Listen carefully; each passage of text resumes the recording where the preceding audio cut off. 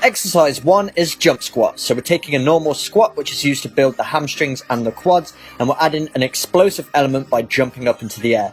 And as you can see, I'm cushioning my landing by bending the knees, and I'm putting my hands on my shoulders just to take away the momentum of my arms, which would usually use when jumping. Taking away this momentum puts even more stress on the legs, so you're building even more explosiveness and also forces you to engage the core.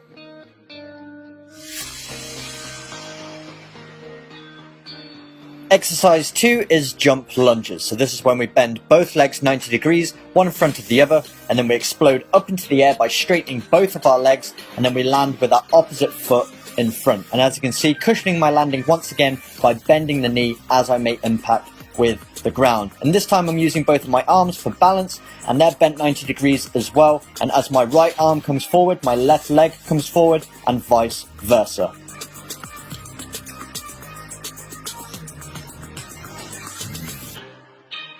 Exercise 3 is lateral bounds. So this time we're working one leg at a time, bounding from side to side. So all our weight is going on a single leg. So really having to engage those hamstrings, quads and calves. And then our core has to be engaged as well to balance. And we're using those arms as well. So this exercise is really going to improve your change of direction, making you more explosive off the mark, because you're loading one leg. So when you change directions, all the weight goes on one side. So we're replicating that in this exercise. So if you do this often, you're going to see yourself change the direction a lot quicker. Number 4 is a skip. So we're on our toes bouncing, and then we're driving one knee up at a time. And as we drive one knee up, the opposite arm drives out in front as well. So this is working on those lower legs. As we hop on the spot, you're going to feel it burning your calves, but also engaging those hip flexors, which are really important for explosive speed.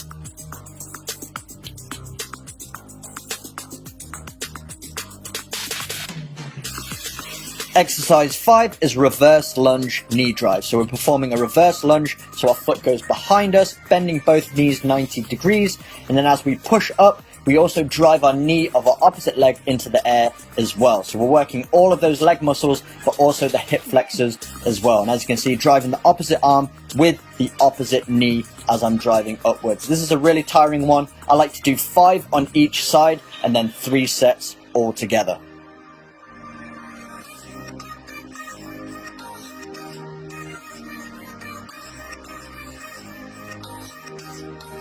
Exercise 6 is tuck jumps. This time we're using our arms as momentum, and then we're lifting both hip flexors. So really getting a lot of hip flexor work here, and we're bringing both knees up 90 degrees parallel with our hips. So nice jumps, and as you can see, I crouch forward, so having to engage that core as well. A great exercise for building jumping power and overall explosiveness.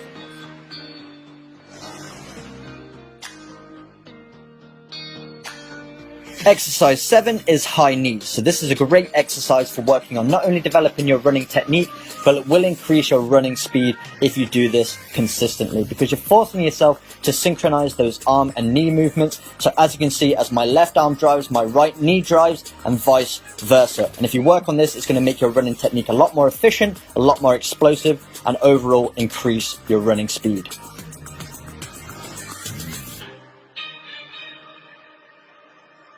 Exercise 8 is heel flicks. So we're bringing up those heels behind us towards ourselves, which really isolates the hamstring muscles. To perform that leg flexion, you're really engaging the fast twitch fibers in your hamstrings, which are going to make you overall more explosive when you're running. And once again, remaining on those toes, getting in a rhythm, and trying to coordinate those arm movements with our leg flexion as well.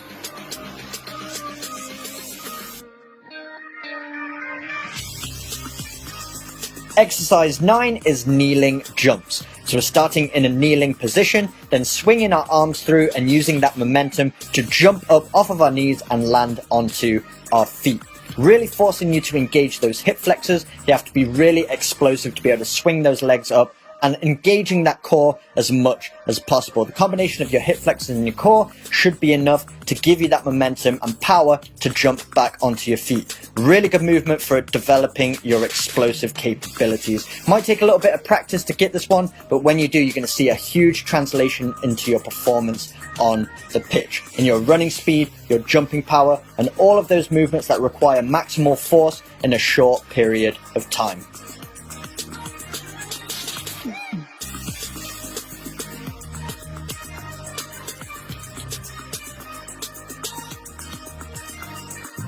Number 10 is calf jumps. So this looks a little bit similar to the jump squats we performed in exercise number 1, but as you can see, we're not bending the knees anywhere near as much. So we're really trying to load the lower legs instead of the quadriceps and the hamstrings. So really working those calf muscles, trying to be explosive, pointing those toes as I jump up in the air. We're using a slight bend just to absorb the impact and give you a little bit of momentum, but all the load is really going on those calf muscles. So if we can make those more explosive, it's going to improve your running speed, but also your jumping capabilities as well.